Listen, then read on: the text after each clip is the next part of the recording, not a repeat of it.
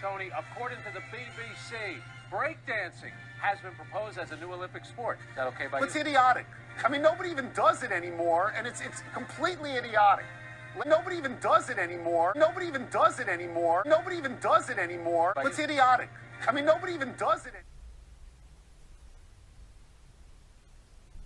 What's that guy's problem? Anyway, what's up, y'all? This is Yami from Synergy Crew, Lowell, Massachusetts. I'm sorry about the quality of this video. I'm just doing this on my iPhone, not the XR. On my earbuds, not the AirPods. So, yeah, deal with it. Also, I apologize about like my voice or if I'm stuttering or whatever. This is like my first video where I'm recording myself and talking and whatnot. So, yeah, just bear with me and we're gonna get started. Alright, so if you don't know already, breaking has been proposed to be added into the 2024 Olympics in Paris. And I know there's a lot of controversy and stuff. I'm not really going to talk about that or anything, or even my views about it. I mean, I support it. That's all I'm going to say. The video isn't really even going to be about the whole Olympic topic in general, just because I feel like there's people in the community that can talk about it better than me, like OGs and stuff like that, you know what I mean? And I don't want to speak for the whole community. Obviously, I'm just one person. I'm nobody. So, like, yeah. So, what I do want to talk about is misconceptions. So, as you can tell by the title, it's going to be like top misconceptions about breaking or something like that. I don't really know yet. But after it got proposed to go to the Olympics, I looked on Twitter because I know there's going to be a lot of media coverage and all that stuff.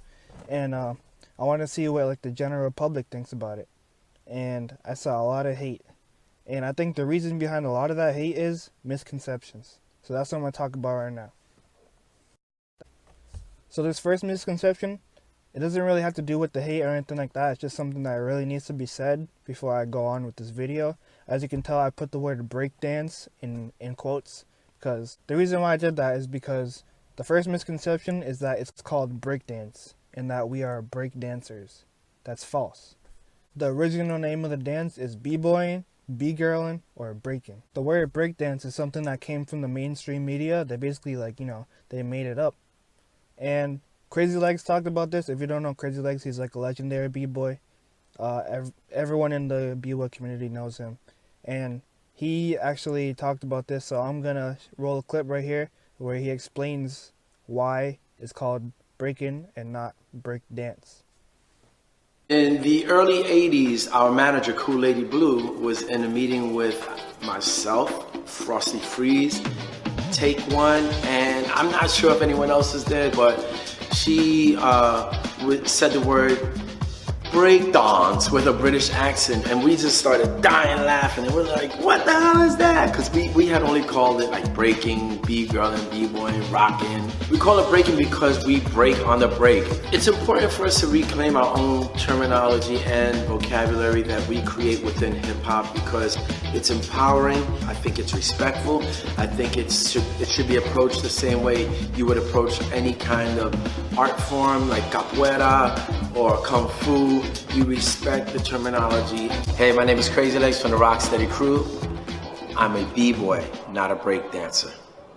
So there's not really much else that needs to be said there. I mean, I think he explained it pretty well. It's a term made by the media, and if we want to put some respect on the culture, and you know what I mean, we got to call it by the right name. So it's important so that the same mistake doesn't happen twice. Alright, so now that that's out of the way, I'm going to get into misconception number 2. So when I checked on Twitter, one of the first news headlines that I read was, and I quote, "Will you be able to pop and lock your way into the Olympics in 2024? Now that in itself is already pretty bad. But in response to that tweet, someone commented saying, "Breakin' 2 Olympic Boogaloo." Now that's a reference to the old Breakin' movie from back in the day. Then I looked at some of the other replies, and this is what I saw.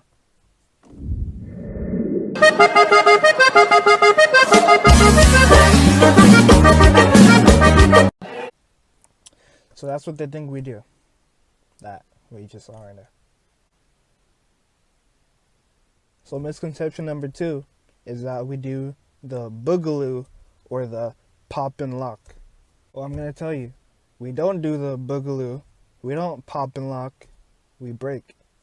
So back in the 80s when the media coined the term breakdancing, they also coined all the misconceptions that we pop and lock and that we, was the other one, that we boogaloo.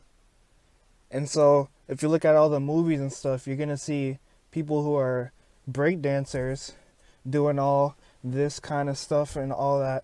We don't do that. There's not even any such thing as popping and locking. There's popping and then there's locking. So popping, locking, and breaking are 3 different dances. So right now what I'm going to do is I'm going to break down what breaking is to the best of my ability. And before I go on, I want to say thanks to Stance because they allowed me to use the footage. So here's all their social medias, right? Somewhere, I don't know. But here's all their social medias and you should check them out because that's where you're going to see all the hottest breaking videos.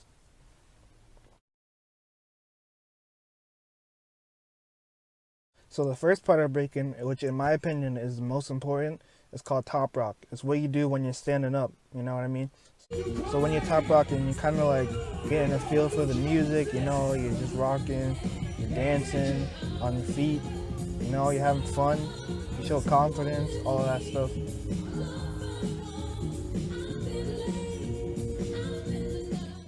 The second part I want to talk about is footwork. That's when you're on your hands and your feet and you're making like patterns with your legs and your arms and you're like going in all different directions. It has to flow, it has to be fresh, and it has to be clean. And there's different styles of footwork. Some people like patterns and other people like to just go off with music, you know what I mean? So next up you got power moves. Those are like your flashy moves, you know, like windmills, flares, all that stuff completes like flexibility, strength and stuff, you know what I mean? You got air flares, you got head spins, you got halo. And those are the moves that mostly attract an audience to breaking. You see people spinning around upside down and it just catches their eye.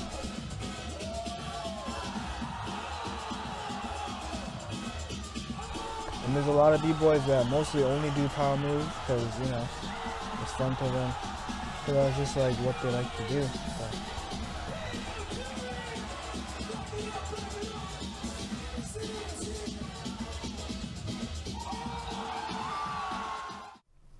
And the fourth part of breaking I want to talk about is freezes, and that's when you do a pose, any kind of pose. It can be like upside down, you can be on your feet.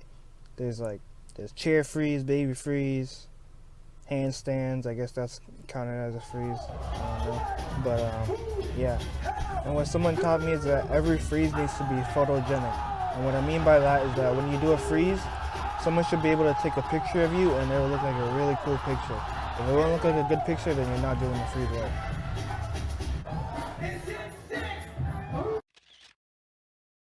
Now there's other little aspects of breaking too, like your drops, which is how you get from your top rock down to the floor. There's all different kinds of flows, back rocks, knee rocks. Someone that comes to mind to me right now is Menno. He does a lot of flows and stuff like that. His moves are not really that conventional, but they make sense in a round, and he still has a B-boy formula, which is really important. And that's what makes Menno Menno. That's his style. Everyone knows Menno by his style.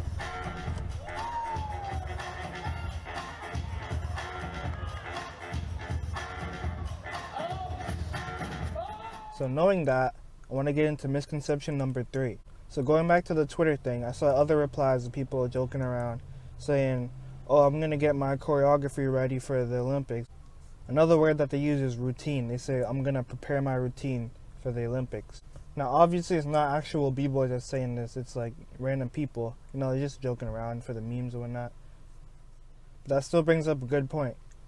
So misconception number 3 is that we choreograph our rounds and that we do routines. I think the reason a lot of people have this misconception is because that's how other dances work. You choreograph a dance and then you perform it. But that's not how breaking is. Breaking is done through battle. 2 sides take turns going round for round, and at the end of the battle the judges decide the winner. And everything is freestyle, nothing is choreographed. The dancers don't even know what music is going to play before the battle starts.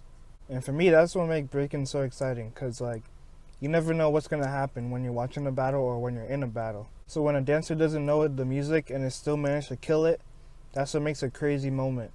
Right now I'm going to show a clip of Issei during Silverback Open 2017. I think it was the semifinals, but I'm not sure. But keep in mind, he doesn't know what song is going to play or anything like that. And he killed the beat, and the crowd went crazy. He didn't know the music was going to play like that. I'm going to just roll the clip right now, and you watch.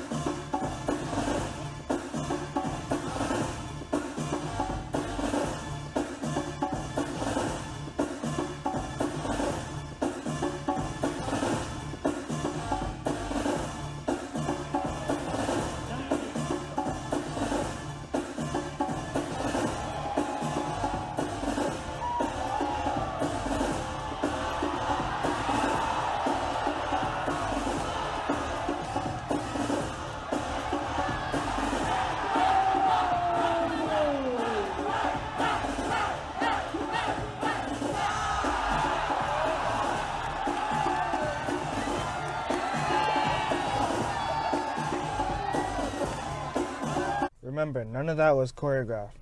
That's crazy. I mean, there is something called routines in breaking, and that's when, like, say you're in like a team battle, a crew battle. You can do like a choreographed routine without knowing the music, and it leads into someone's freestyle. But they're usually quick, but again, it's not choreographed to any specific music. When people make routines, they do it to like, they make it in a way that it fits any kind of song. Now the fourth and final misconception I want to talk about is that breaking is just something from the 80s that died and never came back. Now that's the biggest one I've seen. People are like, what is this, the 1986 Olympics? Isn't breakdancing outdated? All the breakdancers are old, aren't they? And the big one, it's idiotic. I mean, nobody even does it anymore, and it's completely idiotic. now no disrespect to that guy. I think his name is Tony Kornheiser. He's on ESPN. No disrespect to him. He doesn't know. There's huge competitions every year where like thousands of competitors competing in like these big competitions. There's Silverback Open, there's Red Bull BC1, there's freestyle session. If you want to talk about breaking died way back then, Cross One runs freestyle session, and he did the first one in '97. He's been doing it ever since. Shout out to Cross One. There's also a Battle of the Year. I think that's like the longest running B-Boy event. I'm not 100% sure on that, but I heard that somewhere. Now I don't blame these people for thinking breaking's dead or anything like that. It doesn't get coverage in the mainstream media. But there's B-Boys and B-Girls all over the world. That includes young people, old people, and everything in between. So what you gotta understand is, just because the mainstream media doesn't cover breaking, doesn't mean it doesn't exist.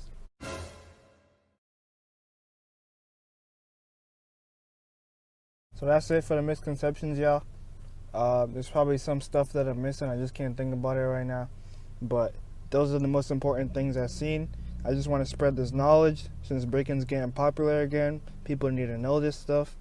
And if you're a B-boy and you're getting contacted by the media, I ask you to please try to bring some of this stuff up so that you can spread the word and the general public can understand breaking a little bit better. Also, my crewmate Yami, he's dropping a video soon. He did a Q&A about breaking, so I'm gonna link his channel right now in the description or up here or somewhere, so be sure to check that out. I appreciate it. I'm sure he'll appreciate it.